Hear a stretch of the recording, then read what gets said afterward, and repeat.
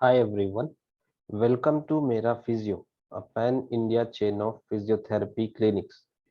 इस वीडियो में आज हम बात करेंगे कंजेस्टिव कार्डियक फेलियर के डायग्नोसिस एंड ट्रीटमेंट के बारे में।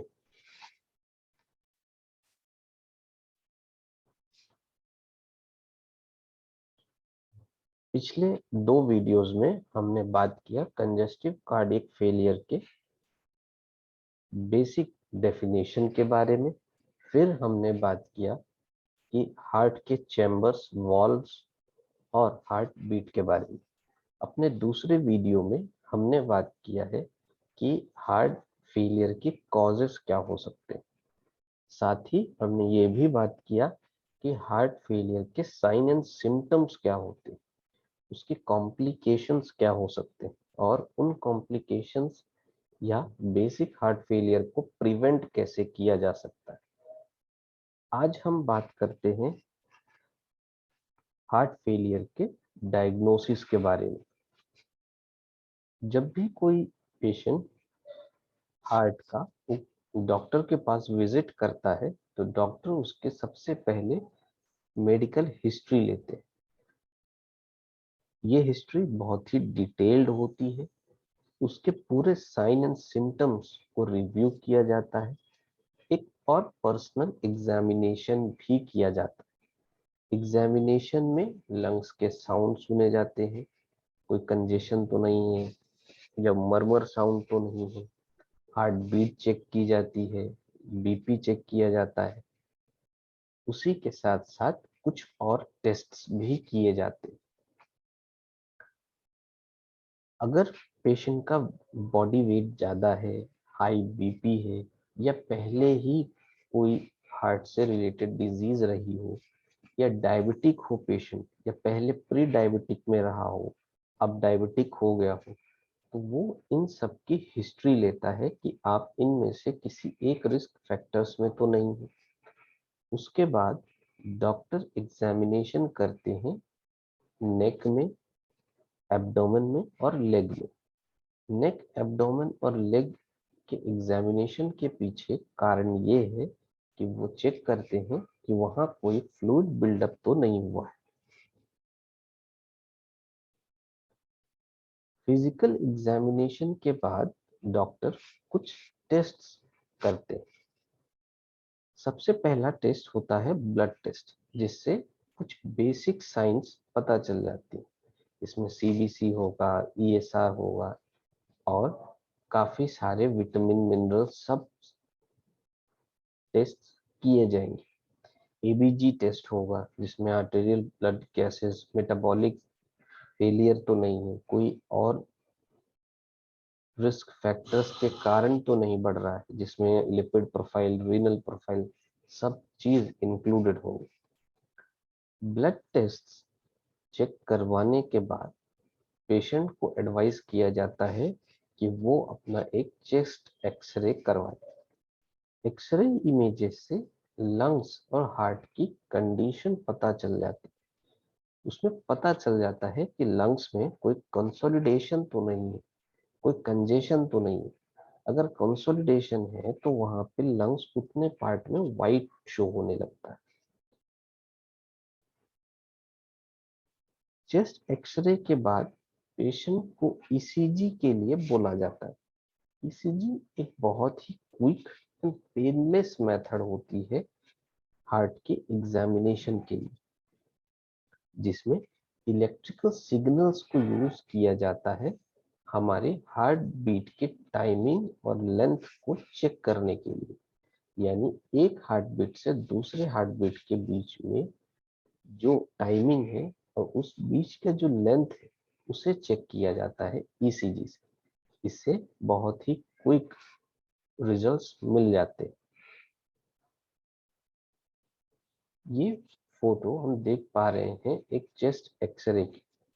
एक तरफ हमारा नॉर्मल एक्सरे है और दूसरी तरफ हमारा एबनॉर्मल या लंग कंसोलिडेशन या लंग इन्फेक्शन वाला एक्सरे। नॉर्मल एक्सरे में हम देख सकते हैं कि हमारे जो लेफ्ट साइड के लंग्स है उनके बॉर्डर्स प्रोमिनेंट है, लेकिन हमारे जो राइट साइड है फोटो जो है उसमें जो हमारे लेफ्ट लंग है उसमें बॉर्डर प्रोमिनेंट नहीं, और वहाँ जो white area surface, white area का जो सरफेस है वो भी ज्यादा है। ये शो करता है कि समथिंग या कुछ भी ऐसी चीज जो एबनॉर्मल है, यानी या तो कोई लंग इन्फेक्शन है, हार्ट की प्रॉब्लम है, या कंसोलिडेशन है, बैक्टीरियल इन्फेक्शन है, निमोनिया हो सकता है। इन सब चीजों के लिए चेस्ट एक्सरे यूज किया जाता है। ईसीजी, ईसीजी में हम यहाँ दो ईसीजी देख पा रहे हैं, एक नॉर्मल है और एक सीएचएफ यानी क्रोनिक हार्ट फेलियर के पेशेंट की ईसीजी। जो नॉर्मल ईसीजी होती है उसमें जो हम डिस्टेंस और लेंथ और टाइमिंग देखते हैं दो हार्ट बीट के बीच में। जो हमें ये पहला कर्व दिख रहा है, उसके बाद जो दूसरा कर्व दिख रहा है, इन दोनों के बीच के डिस्टेंस और टाइमिंग चेक की जाती है। प्लस यहाँ पे जो ये हम कर्व देखते हैं या एक जिगजैग पैटर्न जो हम देख रहे हैं, ये यहाँ पे P Q, Q R S, S and T complex होते हैं, जिसमें हम atrial repolarization, depolarization, ventricle repolarization, ventricle depolarization, ये सब यहाँ से हम चेक कर सकते हैं। और ये एकदम पेनलेस मेथड होती है, इसमें कोई पेन नहीं होता है। इलेक्ट्रोड्स प्लेस किए जाते हैं जो किसी गम से चिपका दिए जाते हैं, उसके बाद वहां से ईसीजी निकलती। ईसीजी निकलने के बाद ये देखने से डॉक्टर ये कंफर्म कर सकते हैं कि हार्ट में कोई एबनॉर्मेलिटी है कि नहीं। जैसे हम सीएचएफ की ईसीजी अगर देखें तो उसमें जो जिगजैग पैटर्न ऊपर की तरफ था वो जिगजैग पैटर्न अब नीचे की तरफ आ चुका है, यानी एबनॉर्मेलिटी है। साथ ही जितना जिगजैग हमारे नॉर्मल ईसीजी में है उतना जिगजैग हमारे सीएचएफ में नहीं होता है। इन दोनों के कंपैरिजन से हम पता लगा सकते हैं कि हार्ट में कुछ एबनॉर्मेलिटी है या नहीं। ईसीजी ब्लड टेस्ट के बाद पेशेंट को एडवाइस किया जाता है इको करवाने के लिए, यानी इको कार्डियोग्राम करवाने के लिए, जिसे नॉर्मली हम इको कहते हैं। इको में साउंड वेव यूज किया जाता है ताकि हार्ट की इमेज प्रोड्यूस की जा सके मोशन में, यानी मूवमेंट में। पंपिंग के समय उसका पंपिंग कैसा हो रहा है, उसकी पंपिंग प्रॉपर है या नहीं, हार्ट की मूवमेंट कैसी है, ये हम इको में चेक कर सकते हैं। साथ ही जैसा हमने पिछले वीडियो में बात किया था इजेक्शन फ्रैक्शन के बारे में, तो इको से हम अपने इजेक्शन फ्रैक्शन पता लगा सकते हैं और ये पता चल सकता है कि हार्ट कितना अच्छा काम कर रहा है या कितना अच्छा पंप कर रहा है। उसी के साथ हम हार्ट फेलियर क्लासिफाई कर सकते हैं या उसके जो आगे के ट्रीटमेंट मेथडोलॉजी है या प्रोटोकॉल है वो डिसाइड कर सकते हैं। स्ट्रेस टेस्ट, स्ट्रेस टेस्ट में पेशेंट को एक ट्रेडमिल में वॉक करने के लिए कहा जाता है, जहां उसके बॉडी में ईसीजी इलेक्ट्रोड्स अटैच होते हैं, या फिर पेशेंट को एक ऐसी आईवी ड्रग दी जाती है जो सेम इफेक्ट लाती है जो एक्सरसाइज लाती है, यानी उसके हार्ट बीट बढ़ना। अगर पेशेंट की ईसीजी ऐसे टाइम पे एबनॉर्मल आ रही है विद इन कुछ टाइम पीरियड के, तो हम कह सकते हैं कि हार्ट की एबनॉर्मेलिटी है। कई बार स्ट्रेस टेस्ट करते समय पेशेंट को एक मास्क भी पहना दिया जाता है, जिससे हम ये मेजर करते हैं कि हार्ट और लंग्स में ऑक्सीजन के इनसाइड या कार्बन डाइऑक्साइड के एक्सपेल या एक्सलेशन में क्या सिंक्रोनाइजेशन है या नहीं। अगर नहीं है तो हम उसको अपने ट्रीटमेंट मेथडोलॉजी से या ट्रीटमेंट प्रोटोकॉल से करेक्ट करने की कोशिश करते हैं। स्ट्रेस टेस्ट, इसमें एक्सरसाइज स्ट्रेस टेस्ट में पेशेंट को ट्रेडमिल में दौड़ा वॉक करने के लिए कहा जाता है या रनिंग करने के लिए कहा जाता है। बेसिकली ये कि 21 मिनट्स का एक टेस्ट होता है। पेशेंट का जो ड्यूरेशन है, जितना जल्दी जितना लेट पेशेंट कर सकता है, यानी 21 के जितना क्लोज जाता है उसने ही हेल्दी उसके हार्ट होते हैं। इस टेस्ट में मॉनिटर हमें हार्ट रेट करना पड़ता है, ब्रीदिंग मॉनिटर करनी है, ब्लड प्रेशर मॉनिटर करना है और इको से हम बाकी चीजें या इजेक्शन फ्रैक्शन मॉनिटर करते हैं।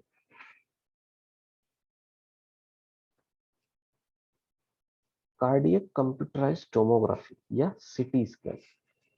सीटी स्कैन में पेशेंट को एक मशीन के अंदर डाला जाता है, टेबल में लेटा करके। कई बार पेशेंट को कॉन्ट्रास्ट या डाई भी लगाई जाती है या इंजेक्ट किए जाते हैं। लेकिन इस डाई को इंजेक्ट या यूज करने से पहले पेशेंट ये कंफर्म कर दे अपने डॉक्टर के साथ कि उसे कोई किडनी इशू नहीं है, क्योंकि अगर किडनी इशू है तो ये जो कॉन्ट्रास्ट दिया गया है ये चीज उसके लिए जानलेवा हो सकती है। कॉन्ट्रास्ट से फायदा ये होता है कि पेशेंट के जो भी पार्ट एबनॉर्मल है वहां से पता लगाया जा सकता है। जब पेशेंट को अंदर टेबल में लिटा के मशीन में डाला जाता है तब वहां एक एक्सरे ट्यूब मशीन में रोटेट करती है, जिस जो हमारी इमेज, हार्ट की इमेज और चेस्ट की इमेज कैप्चर कर लेती है। और वो इमेज प्रॉपर रहे या प्रॉब्लम किस स्पॉट पे है वो पता लगाने के लिए कॉन्ट्रास्ट एजेंट या डाई यूज किया जाता है।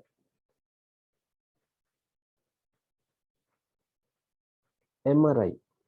कार्डियक एमआरआई के लिए पेशेंट को एक टेबल में लेटा करके एक ट्यूब लाइक मशीन में अंदर किया जाता है, जहां से रेडियो वेव्स वहां के हार्ट की इमेज क्रिएट करती है। कार्डियक एमआरआई भी डाई के साथ या कॉन्ट्रास्ट एजेंट के साथ किया जा सकता है, बट जैसा हमने पिछले स्लाइड में बात किया कि कार्ड कोई भी तरह का कॉन्ट्रास्ट या डाई यूज करने से पहले डॉक्टर को ये कंफर्म कर लेना चाहिए पेशेंट के साथ कि उसे किसी तरह की किडनी इशू या किडनी डिजीज नहीं। अगर उसे किडनी डिजीज है तो कॉन्ट्रास्ट हम नहीं यूज कर सकते हैं, अदरवाइज उसकी किडनी डैमेज हो सकती है।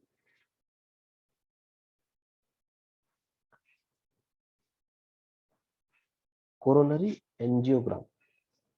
इसमें एक थिन फ्लेक्सिबल ट्यूब या कैथेटर इंसर्ट किया जाता है ब्लड वेसल में, स्पेसिफिकली ग्रोइन में, और उसको गाइड किया जाता है हार्ट की आर्टरीज में। फिर हम जो कॉन्ट्रास्ट या डाई इंजेक्ट करते हैं वहां से, उससे हमें पता लग जाता है कि एग्जैक्टली ब्लॉकेज कहाँ है। इंजेक्ट करते समय ही हम एक एक्सरे लेते हैं, उस एक्सरे से एकदम स्पॉट ब्लॉकेज पता चल जाते हैं और फिर उस ब्लॉकेज को करेक्ट करने के लिए ट्रीटमेंट गाइडलाइंस बनाई जाती है। Myocardial biopsy. मायोकार्डियल बायोप्सी में डॉक्टर एक स्मॉल कॉर्ड इंसर्ट करता है, छोटी सी कॉर्ड इंसर्ट करता है नेक रीजन से या ग्रोइन रीजन से, जिससे वो एक हार्ट मसल्स का एक छोटा सा टुकड़ा बाहर निकाल लेता है और उसे फिर बायोप्सी के लिए भेजा जाता है। इस टेस्ट करने से हमें ये पता चल सकता है कि हार्ट की मसल की डिजीज तो नहीं है जिसके कारण हार्ट फेलियर पेशेंट सफर कर रहा है। डायग्नोसिस के बाद अब हम बात करते हैं ट्रीटमेंट के बारे में। हार्ट फेलियर एक क्रोनिक डिजीज होती है जिसमें लाइफ लॉन्ग मैनेजमेंट चलता है। मेडिकेशन इसके लाइफ लॉन्ग चलते हैं। सर्जिकल इंटरवेंशंस यूज करने के बावजूद भी पेशेंट को अपनी लाइफस्टाइल, अपनी मेडिसिन करेक्ट फॉर्म में लेनी होती है और बहुत ही केयरफुल रहना होता है। सबसे पहले बात करते हैं मेडिकल ट्रीटमेंट के बारे में। मेडिकल ट्रीटमेंट में पेशेंट को एस इनहिबिटर यानी एंजियोटेंसिन कन्वर्टिंग एंजाइम इनहिबिटर्स दिए जाते हैं। इस ड्रग के फायदे ये हैं कि ये ब्लड वेसल्स में हमारे जो प्रेशर है, यानी हमारा जो ब्लड प्रेशर है वो लो करते हैं। अगर हमारी ब्लड वेसल्स कॉन्स्ट्रिक्ट हो गई हैं या उसमें प्लाक डिपोजिशन हो गया है, तो वहाँ बीपी हाई हो जाती है पेशेंट की, क्योंकि ब्लड का जो फ्लो है वो कम हो जाता है।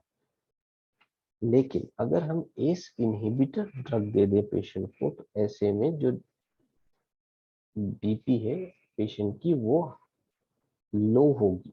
अगर बहुत हाई है तो वो लो होने लगेगी, जिससे वहाँ का जो ब्लड फ्लो है वो इम्प्रूव होगा और हार्ट में जो स्ट्रेन पड़ रहा है वो नॉर्मल हो जाएगा। एंजियोटेंसिन 2 रिसेप्टर ब्लॉकर्स, ये उन लोगों को दिया जाता है जो एस इनहिबिटर्स सपोर्ट या टॉलरेट नहीं कर पाते। बीटा ब्लॉकर्स, बीटा ब्लॉकर्स ऐसी ड्रग होती हैं जो हार्ट रेट को कम करती और ब्लड प्रेशर को कम करती। अगर किसी भी पेशेंट में हार्ट रेट बहुत ज़्यादा है, बीपी बहुत ज़्यादा है, तो उसे एस इनहिबिटर या बीटा ब्लॉकर जैसे ड्रग्स दिए जाते हैं। बीटा ब्लॉकर्स हार्ट के फंक्शन को अल्टीमेटली इम्प्रूव करते हैं और पेशेंट को नई जिंदगी के साथ साथ लंबा जीने का एक सहारा भी देते हैं। फिर डाईयूरेटिक्स के बारे में बात करते हैं। डाईयूरेटिक्स को कॉमनली वाटर पिल कहा जाता है। हम जैसा जानते हैं कि हमारे लेफ्ट वेंट्रिकल हार्ट फेलियर या राइट वेंट्रिकल हार्ट फेलियर में फ्लूइड का डिपोजिशन हो जाता है।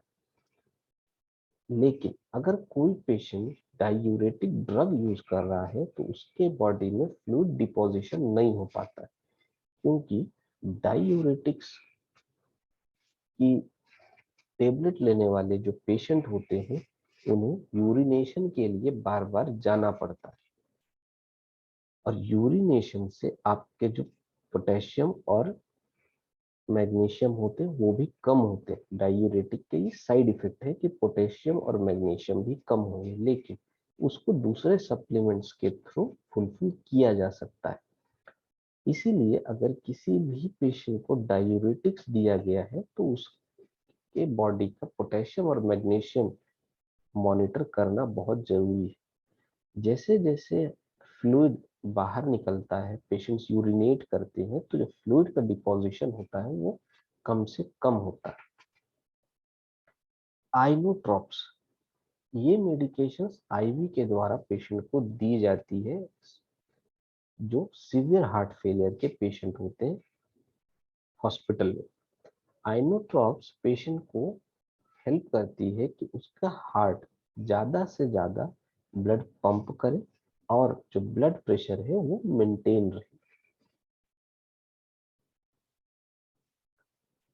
डाइजॉक्सिन या लेनॉक्सिन, इस ड्रग को डिजिटलिस भी कहा जाता है। ये हमारे हार्ट मसल्स के कॉन्ट्रैक्शंस के स्ट्रेंथ को इम्प्रूव करती है, जिससे हमारी जो हार्ट बीट है वो स्लो होने लगती। हार्ट फेलियर भी कम हो जाता है और सिस्टोलिक हार्ट फेलियर के जो सिम्टम्स होते हैं वो भी धीरे धीरे कम होने लगते हैं। उसी के साथ अगर पेशेंट को हार्ट रिदम की प्रॉब्लम है, एट्रियल फिब्रिलेशन है, तो भी लेनॉक्सिन ड्रग बहुत ही यूजफुल होती है। हाइड्रोलाजिन या आइसोसोर्बाइड डाइनाइट्रेट, ये ड्रग का कॉम्बिनेशन हमारी ब्लड वेसल्स को रिलैक्स होने में मदद करता है। अगर इनको पेशेंट को दिया जाए, ये एक तरह से लाइफ सेविंग ड्रग होते हैं। ये पेशेंट के प्लान में अगर इंक्लूडेड है तो हम बाकी चीजें एस इनहिबिटर या बीटा ब्लॉकर्स नहीं देते, या ये उन्हीं को दिया जाता है जो जिनमें एस इनहिबिटर या बीटा ब्लॉकर्स काम नहीं किए। तब हम आइसोसोर्बाइड डाइनाइट्रेट जैसे ड्रग्स पेशेंट को देते हैं, जिससे वहाँ की जो ब्लड वेसल्स है वो रिलैक्स हो जाती है और ब्लड का फ्लो सर्कुलेशन बहुत ही अच्छा हो जाता है। वेरिको, दिस ये एक नई मेडिसिन है जो कि ओरली पेशेंट को दिया जाता है। इससे जो हाई रिस्क के जो पेशेंट है उनका हॉस्पिटल में स्टे कम से कम हो जाता है, और ये पेशेंट की जो डेथ रेट है वो भी कम कर देती है। यानी कि मॉर्बिडिटी जो है, मोर्टेलिटी भी जो पेशेंट की है वो उसका रेट कम हो जाता है।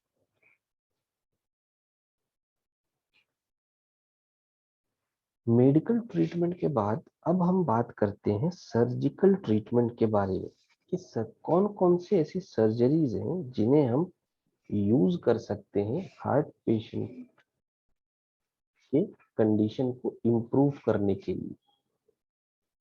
सबसे पहली जो सर्जिकल ट्रीटमेंट होती है वो है कोरोनरी बाईपास सर्जरी। इसमें पेशेंट की जो ब्लॉक्ड आर्टरीज होती है उनको बाईपास किया जाता है।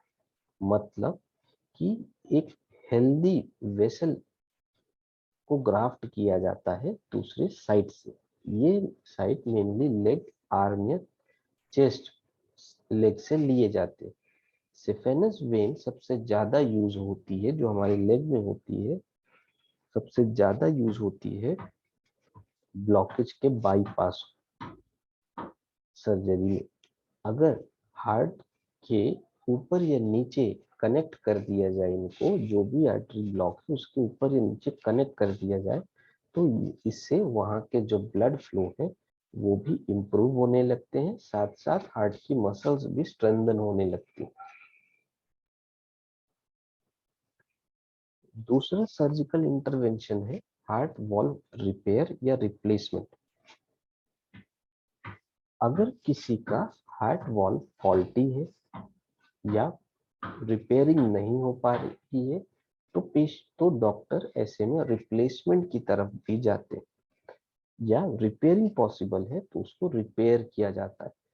उसके जो फ्लैप्स हैं उनको वापस से कनेक्ट किया जाता है, और उसमें जो एक्सेस वॉल्व टिश्यूज होते हैं उनको लीफलेट्स के थ्रू क्लोजली टाइटली कनेक्ट कर देते हैं।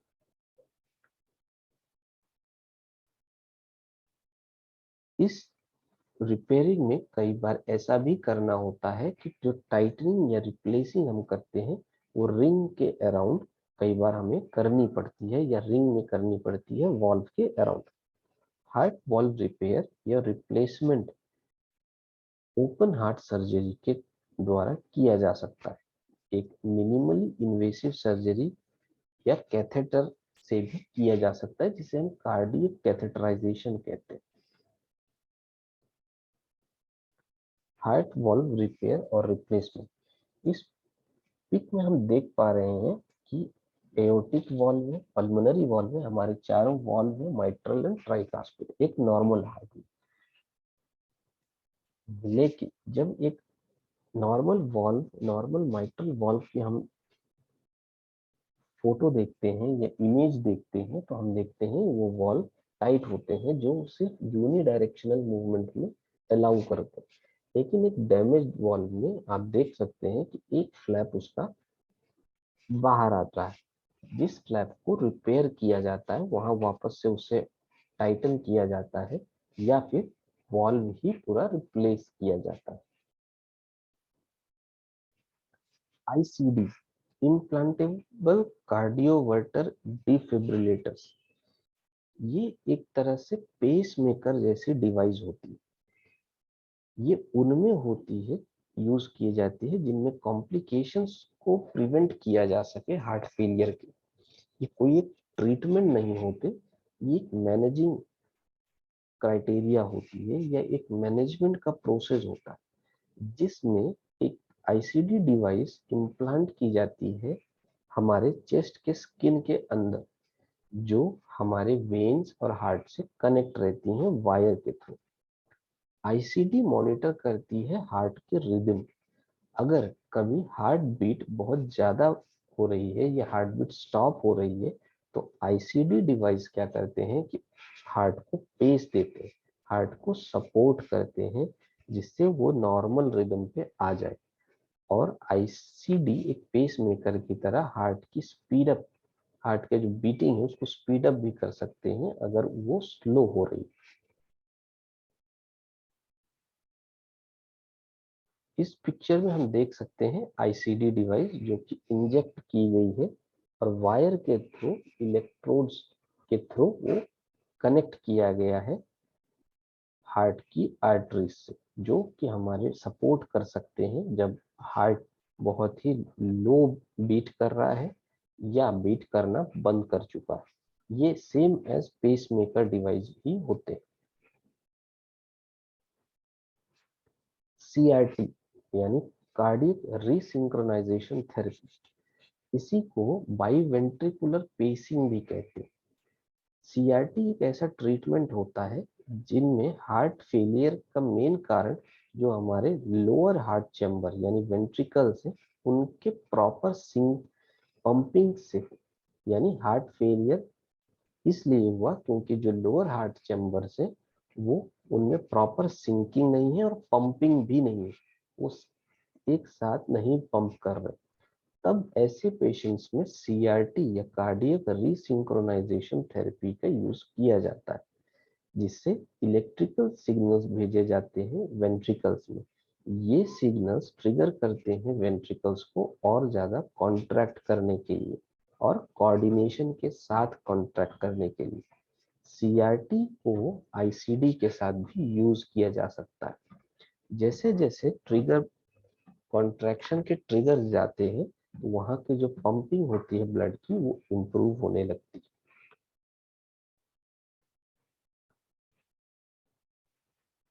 कार्डियक रीसिंक्रोनाइजेशन थेरेपी को हम इस पिक में देख सकते हैं कि हमारे जो लोग लेफ्ट वेंट्रिकल है वहां पे यूज किया गया है और आईसीडी भी हम यूज कर सकते हैं इसके साथ। वेंट्रिकुलर असिस्ट डिवाइस या वीएडी, जिसे हम मैकेनिकल सर्कुलेटरी सपोर्ट डिवाइस भी कहते हैं, ये एक ऐसी डिवाइस होती है जो हेल्प करती है ब्लड को पंप करने में हमारे लोअर चैम्बर से। इसका मेन फंक्शन यही होता है कि ये हमारे लोअर चैम्बर्स को हेल्प करती है ब्लड पंप करने के लिए ताकि पूरी बॉडी की जितनी डिमांड है वो फुलफिल हो सके। वीएडी को एक या दोनों वेंट्रिकल लेफ्ट या राइट या आइदर ऑफ देम में प्लेस किया जा सकता है, लेकिन मोस्टली जो वीएडी डिवाइसेस होते हैं वो लेफ्ट वेंट्रिकल में प्लेस किए जाते हैं। एक डॉक्टर रिकमेंड कर सकता है वीएडी अगर आप हार्ट ट्रांसप्लांटेशन का वेट कर रहे हैं। किसी पेशेंट में अगर हार्ट ट्रांसप्लांटेशन होना है लेकिन हार्ट के डोनर नहीं मिल रहे हैं, तब तक पेशेंट को वीएडी में रखा जा सकता है। और कई बार उन पेशेंट्स में वीएडी परमानेंट ट्रीटमेंट मेथड की तरह यूज किया जाता है जिनमें हार्ट फेलियर हुआ है लेकिन उनमें हार्ट ट्रांसप्लांटेशन नहीं हो सकता, यानी वो हार्ट ट्रांसप्लांटेशन के लिए सुटेबल नहीं। ऐसे पेशेंट्स में वीएडी यानी वेंट्रिकुलर असिस्ट डिवाइसेस यूज किए जाते हैं लाइफ लॉन्ग।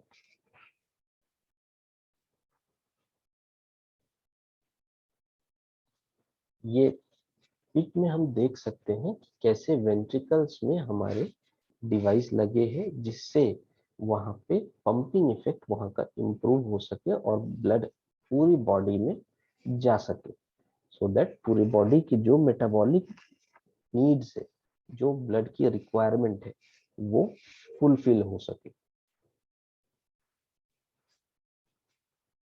हार्ट ट्रांसप्लांट ये एक अल्टीमेट ट्रीटमेंट मेथड होता है।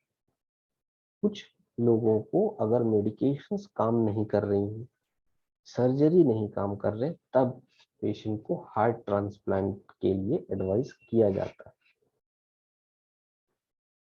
इसमें एक हेल्दी हार्ट को रिप्लेस किया जाता है, बट इसके लिए कुछ सीरीज ऑफ प्रोटोकॉल फॉलो किए जाते हैं।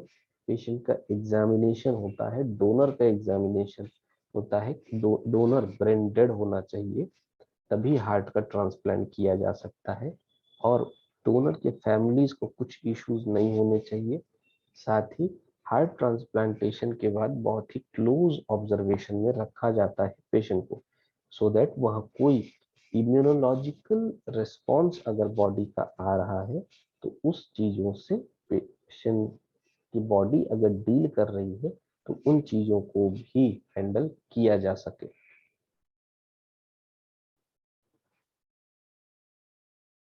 मेडिकल ट्रीटमेंट और फिजियो मेडिकल ट्रीटमेंट और सर्जरी ट्रीटमेंट के बाद अब हम बात करते हैं physiotherapy treatment. Mainly physiotherapy treatment में पेशेंट को कुछ एरोबिक एक्सरसाइजेस करनी होती, जो एरोबिक एक्सरसाइजेस बहुत ही लाइट होती हैं, जिससे थोड़ा सा ब्लड सर्कुलेशन इंप्रूव होता है लोअर बॉडी और अपर बॉडी का। इसके लिए प्रॉपर वार्म अप करना बहुत जरूरी है। अगर प्रॉपर वार्म अप नहीं हो रहा है तो पेशेंट के हार्ट की बीटिंग की जो एबिलिटी है वो उतनी डेवलप नहीं हो पाती जितनी एक रिक्वायरमेंट होती है किसी भी एक्सरसाइज करते समय। अगर हम कुछ एक्सरसाइजेस के बारे में बात करें तो पेशेंट को बैठे बैठे अपने फीट मार्च करने चाहिए, यानी ऊपर रखना है नीचे रखना है, ऊपर रखना है नीचे ले रखना है, ऊपर ले जाना है फिर नीचे ले जाना है इसको। और पेशेंट बैठे बैठे अपने आर्म्स को भी मार्च कर सकता है। इसको 1 मिनट तक पेशेंट कर सकता है। अगर उसको बहुत ज्यादा एक्सेसिव ब्रेथलेसनेस फील नहीं हो रही है, पेशेंट को ये ध्यान रखना चाहिए कि बहुत ही स्लो करे और बहुत ज्यादा बॉडी को एक्सर्ट ना करे। दूसरी एक्सरसाइज में हम टो टैप कर सकते हैं। टो टैप करने के लिए पेशेंट को बैठ जाना है कंफर्टेबल पोजीशन में और अपने टोज को अपने आर्म्स तक ले आके टैप करना है। हील डिग्स कर सकते हैं, हमारे हील्स को हमें नीचे की तरफ स्लाइड करना है। बैठने की पोजीशन में हम सिटिंग टो टैप कर सकते हैं, जिसमें पेशेंट को टो को अपने टैप करना होता है साइडवेज या चेयर की साइड में।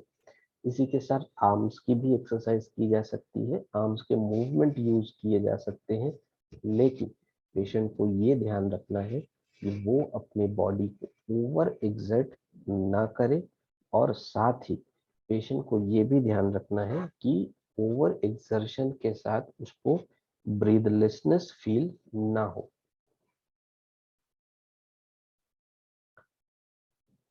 दूसरी एक्सरसाइज या वार्म अप एक्सरसाइज के बाद पेशेंट को मेन एक्सरसाइज में आना है। मेन एक्सरसाइज में पेशेंट को वॉक करना है, लेकिन उसे अपने ये ध्यान रखना है कि वो उसे वॉक उसी स्पीड में करना है जिस स्पीड में अगर उसे बात करने की जरूरत पड़ जाए तो वो कंफर्टेबली बात कर सके, वो कन्वर्सेशन कर सके, उसे किसी तरह का डिस्कम्फर्ट ना हो।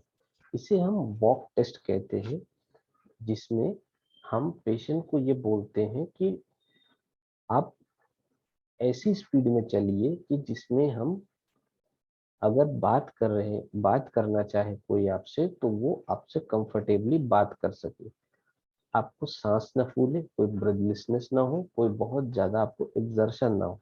इस टॉक टेस्ट को यूज करके पेशेंट को ये चीज अपने अंदर इनकलकेट करना होता है कि पेशेंट ऐसी ही वॉकिंग करे, बहुत ही स्लो वॉकिंग होनी चाहिए।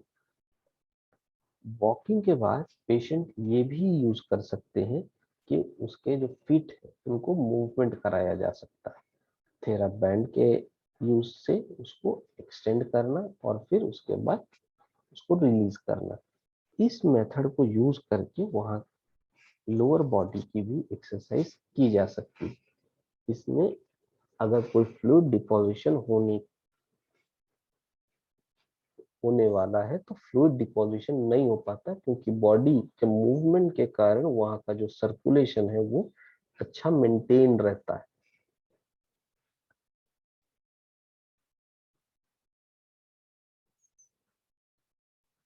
उसके बाद हमें करना होता है स्टेप अप।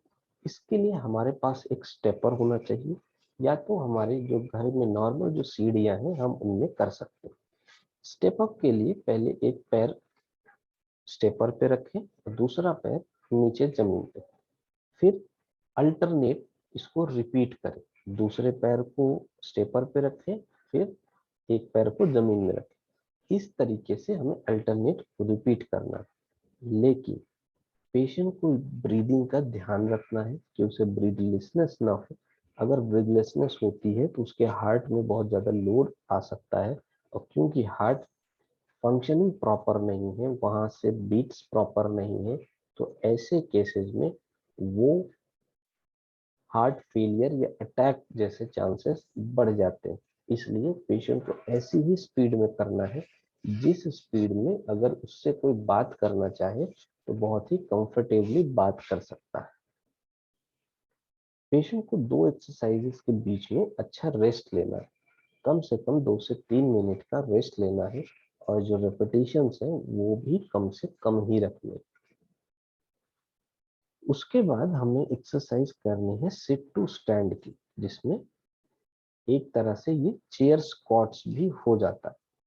पेशेंट को एक चेयर चाहिए, उस चेयर में पेशेंट को बैठना है कंफर्टेबली, फिर खड़े हो जाना है स्ट्रेट पोस्चर में, फिर वापस से पेशेंट को बैठना है और फिर खड़े हो जाना है। इसी चीज को पेशेंट को रिपीट करना है। इसके लिए पेशेंट को ये ध्यान रखना है कि उसमें कोई क्रैम्प नहीं आए, और उसकी जो ब्रीदिंग है वो किसी तरीके से हैम्पर ना हो। ब्रीथलेसनेस पेशेंट को फील हो सकती है, बट वो बहुत ही ज्यादा ना हो। साथ ही पेशेंट को ऐसे एक्सरसाइज करने से पहले अपने फिट के मूवमेंट सही रखने, और जैसा हमने पिछली स्लाइड में वार्म अप एक्सरसाइजेस के बारे में बात किया, तो उन वार्म अप एक्सरसाइज को करने के बाद ही सिट टू स्टैंड या स्टेप अप जैसी एक्सरसाइजेस करनी। फिर हम कर सकते हैं आर्म वेट। आर्म वेट करने के लिए या आर्म कर्ल करने के लिए हमें एक वेट की जरूरत पड़ती है। वो एक बॉटल भी हो सकता है या कोई भी ऑब्जेक्ट जो घर में इजीली अवेलेबल। हमें बहुत हेवी डंबल या ऐसे हैवी ऑब्जेक्ट की जरूरत नहीं है। वेट बहुत ही लाइट होना चाहिए।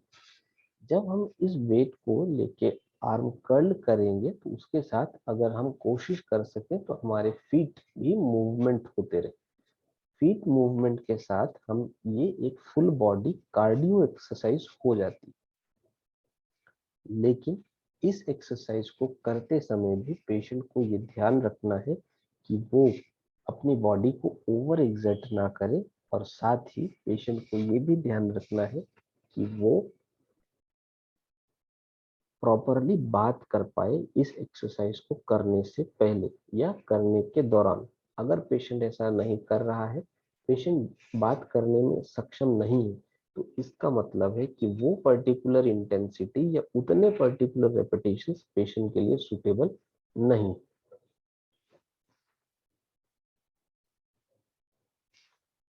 फिर हमें करनी है कूलिंग एक्सरसाइज। सबसे पहले हमने शुरू किया वार्म अप एक्सरसाइजेस से, फिर हमने शुरू किया कूल डाउन एक्सरसाइजेस से, सॉरी, फिर हमने शुरू किया वो अपने मेन वर्कआउट। अब हम बात करेंगे कूल डाउन एक्सरसाइज के बारे में।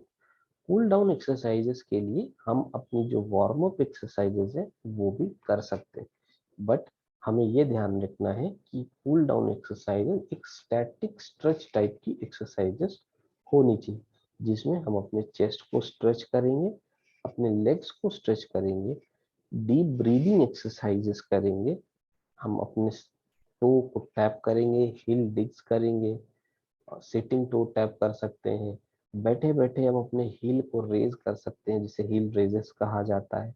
इन सब एक्सरसाइजेस को हमें कम से कम एक सेट करनी होती है। ये स्टैटिक स्ट्रेचिंग एक्सरसाइजेस होती हैं। जिन स्टैटिक स्ट्रेचिंग एक्सरसाइजेस से हम ये कर सकते हैं कि पेशेंट को कोई भी डोम्स ना हो, यानी डिलेड ऑनसेट मसल सोरनेस ना हो पेशेंट को, इसलिए ऐसी स्ट्रेचिंग हेल्पफुल होती है। Aerobic exercises. एरोबिक एक्सरसाइजेस के लिए हमें एटलीस्ट 30 मिनट्स अ डे देना और 5 डेज अ वीक हमें देना।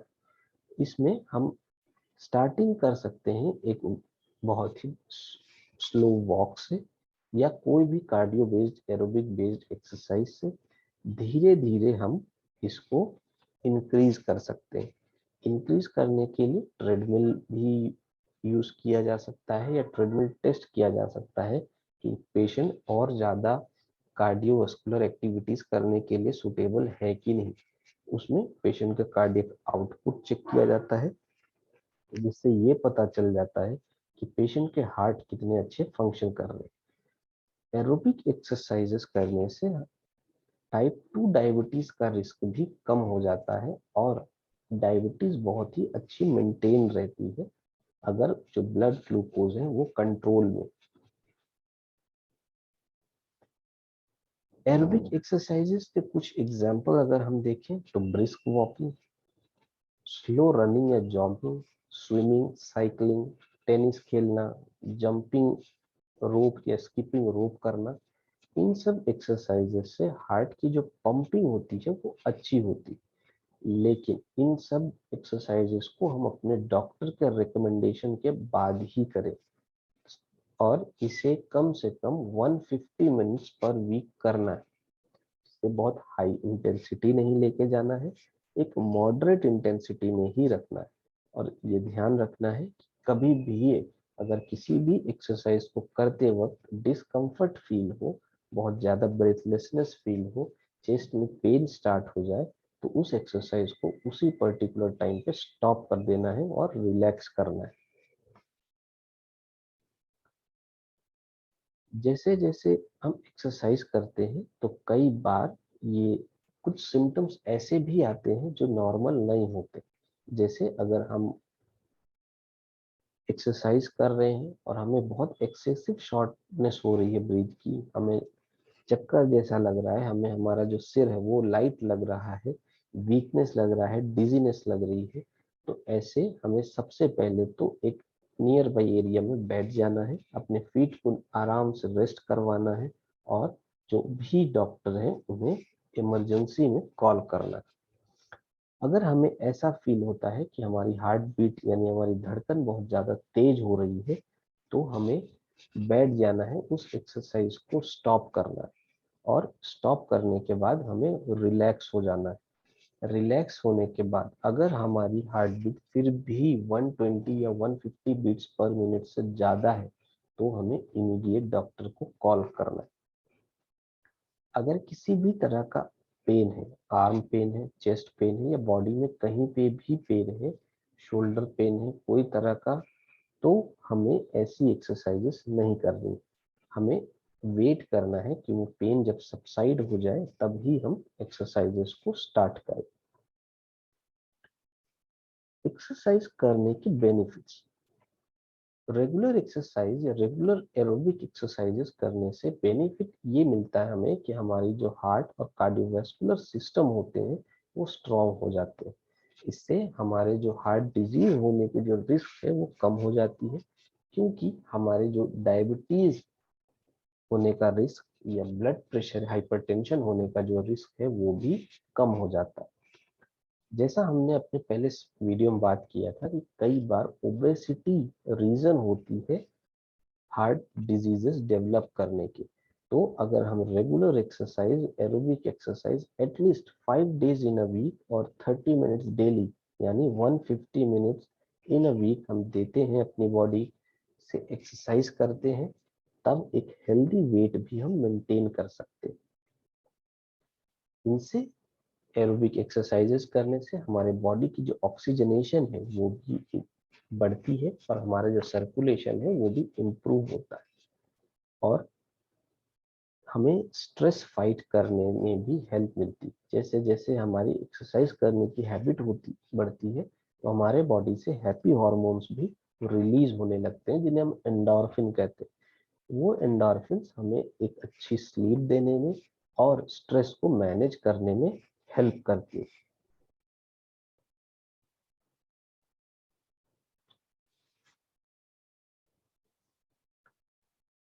इन कार्डियोवास्कुलर बेनिफिट्स के बाद कुछ और भी बेनिफिट्स होते हैं एक्सरसाइज करने के, जैसे हमारी जो मसल्स हैं उन्हें वो स्ट्रॉन्ग करते हैं और वो टोन्ड रहते हैं, वो बहुत चबी चबी नहीं रहते।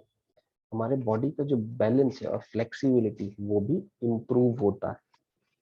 उसके बाद हमारे अगर जॉइंट पेन है तो जॉइंट पेन कई बार हमारे लैक ऑफ फ्लेक्सिबिलिटी के कारण होता है कि हमारी जो मसल्स है वो फ्लेक्सिबल नहीं है, हमारे जॉइंट्स जो है वो मोबाइल नहीं है। तो हम अगर एक्सरसाइजेज में इन्वॉल्व है डेली तो हमारी जो जॉइंट पेन है वो भी कम हो जाता है।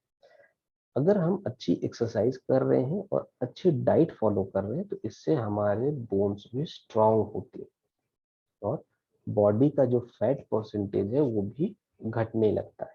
जैसे जैसे बॉडी का फैट परसेंटेज घटने लगता है तो अगर किसी पेशेंट को कोलेस्ट्रॉल है, हाइपरलिपिडेमिया है, तो वो भी लेवल धीरे धीरे कम होने लगते हैं और एक स्टेज के बाद वो नॉर्मल हो जाते हैं। और जैसा मैंने आपको बताया कि जैसे ही हम एक्सरसाइज स्टार्ट करते हैं, हम कुछ दिन उसे हैबिट में लाते हैं तो हमारी बॉडी से एंडोर्फिन निकलते हैं जिसे हम हैप्पी हार्मोन कहते हैं, जो stress, tension, anxiety, depression, insomnia इन सब चीजों से डील करने में हमें हेल्प करते हैं। लुक वाइज भी हमारी बॉडी इंप्रूव होती है, हमारा जो सेल्फ कॉन्फिडेंस है, सेल्फ एस्टीम है वो भी बढ़ने लगता है, जिससे हम बहुत ज्यादा कॉन्फिडेंट फील करते हैं और हम किसी भी चीज में काम करते हुए बहुत ज्यादा फोकस्ड रहते हैं।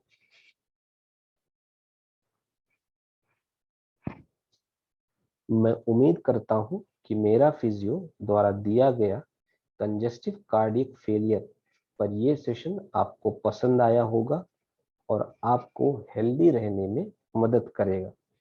इसी के साथ ये वीडियो यहीं पर समाप्त करते हैं। धन्यवाद।